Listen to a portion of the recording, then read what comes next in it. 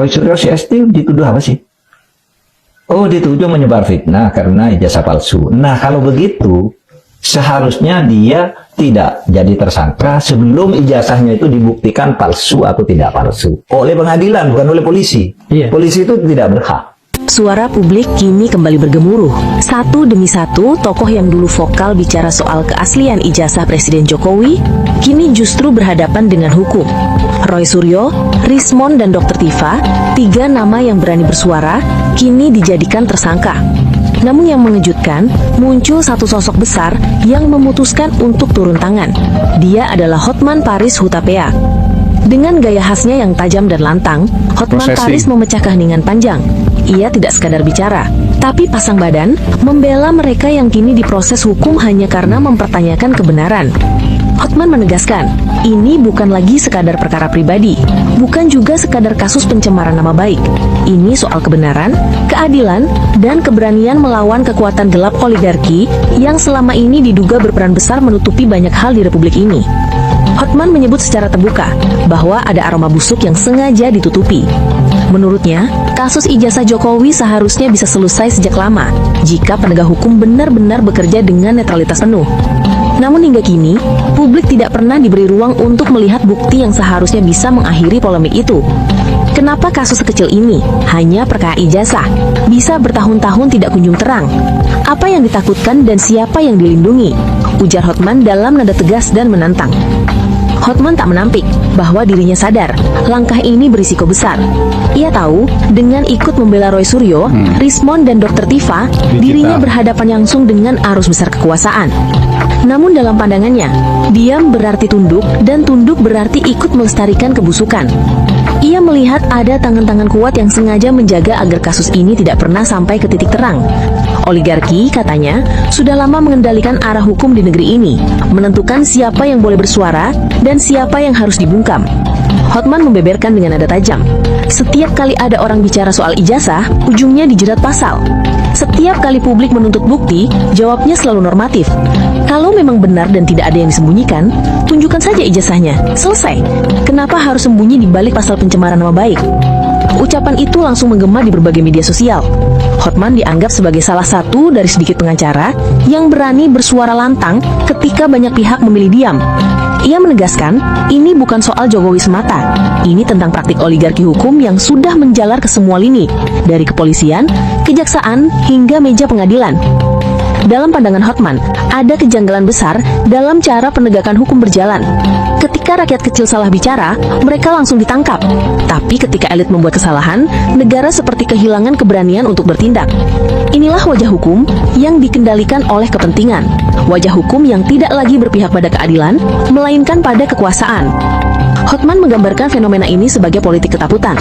Masyarakat dibuat takut bertanya, takut menuntut, bahkan takut untuk sekadar beropini.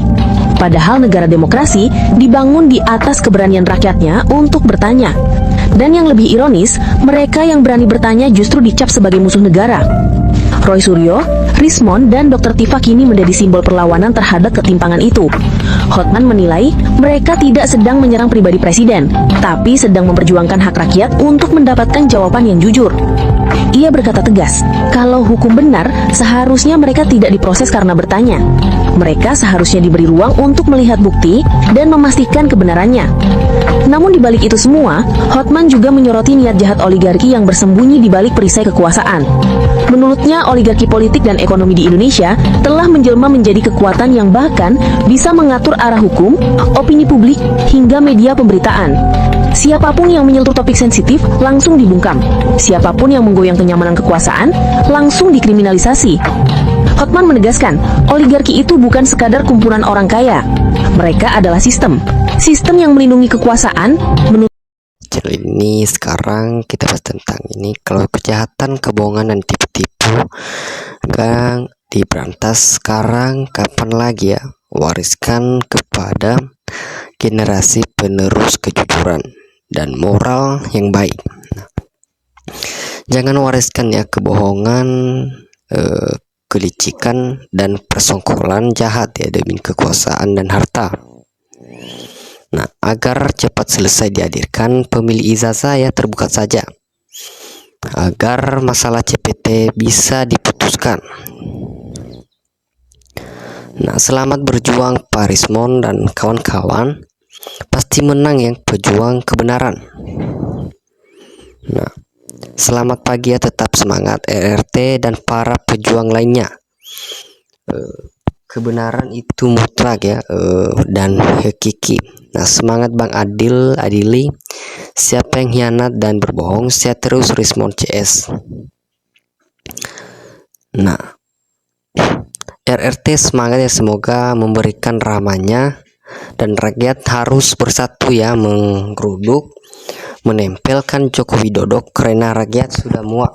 Nah, jadi sudah waktunya geng Mulyono dan Ternak Mulyono, perusak pengadilan di negeri Konoha, diadili dan dihukum seberat-beratnya sebagai penghinaan atau pelecehan hukum. Nah, jadi mantap ya tim pengacara RT yang menyala karena dukungan dari rakyat yang cerdas, yang mengedepankan kejujuran ya atau kebenaran dalam keadilan.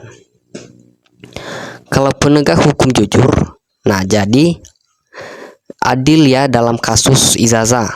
Nah, maka hanya uang dan kekuasaan yang bisa mengalahkan RT ya sebagai pejuang kebenaran di pengadilan. Ya, kalau itu terjadi, Indonesia menjadi gelap dan mustahil ya, Indonesia emas 2045 akan terwujud.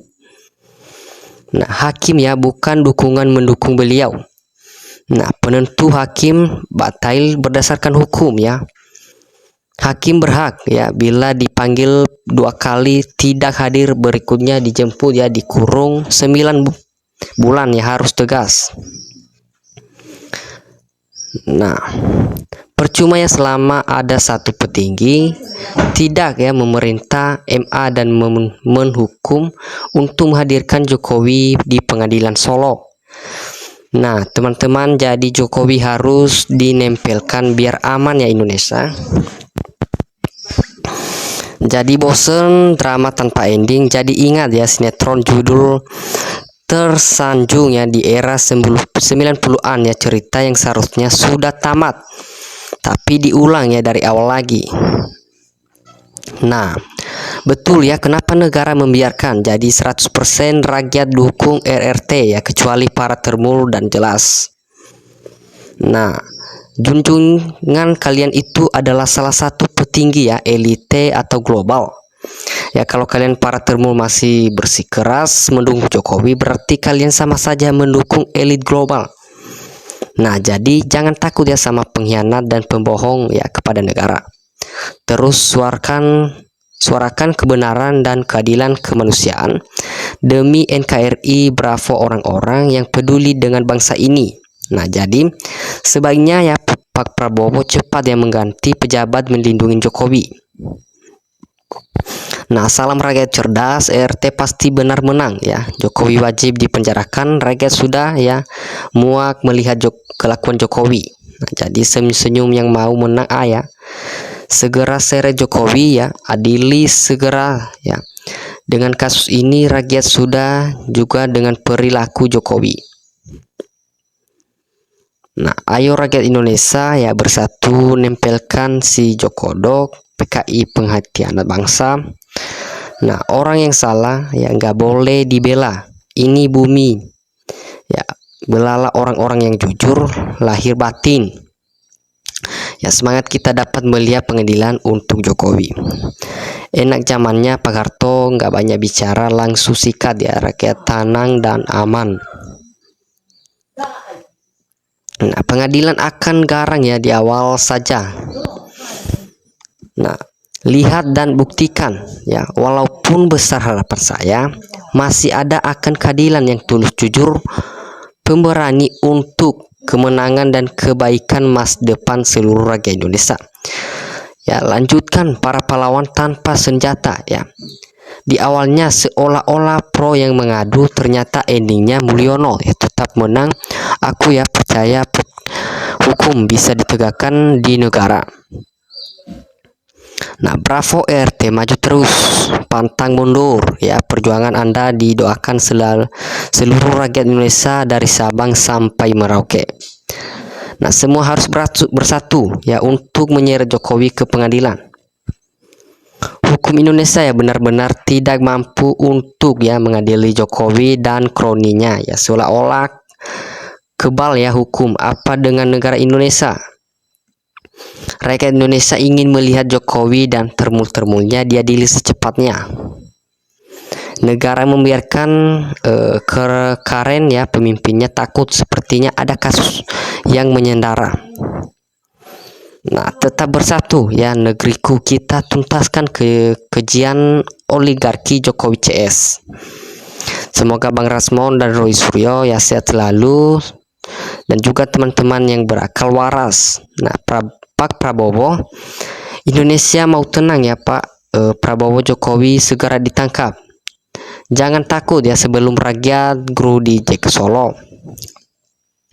Sangat sia-sia ya Bapak atau Ibu sekalian yang bersekolah menempuh SH atau MH. Ya sudah susah payah kita mengeluarkan anggaran ya, susah payah kita berpikir kalau ujung-ujungnya hasilnya diinjak-injak ya oleh kita sendiri, bahkan ya diinjak oleh seluruh masyarakat ya. Kelah hukum seperti sekarang ini semakin carut ya, marut, khususnya di kepolisian, jaksa, hakim. Dan semoga Bang Rasmon dan Roy Suryo sehat ya. Jadi ayo ketua majelis hakim yang menyidangkan nanti, beranilah memutuskan yang benar. Kalau Jokowi tidak hadir, lakukan dengan upaya paksa ya. Kalau nggak mau hadir, biarlah rakyat ramai-ramai gerundung rumah kaksi. Nah, susahnya mengadili Jokowi, lembaga yang bersangkutan saling melindungi, tidak ada jalan lain kecuali dihakimi masa hukum di Indonesia ya, diatur penguasa. Nah, Jokowi pengacaranya dan semua termul-termulnya koruptor ya era Jokowi juga harus diadili, itu baru adil ya. Adil Jokowi, masa satu negara sebesar ini kalah ya sama keluarga Jokowi, sampai heran selama ini. Nah, semangat untuk tegakkan ya kejujuran yang sesungguhnya. Hakim jangan jadi pengadilan dukung yang berkuasa tak jujur dan tak takut dosa.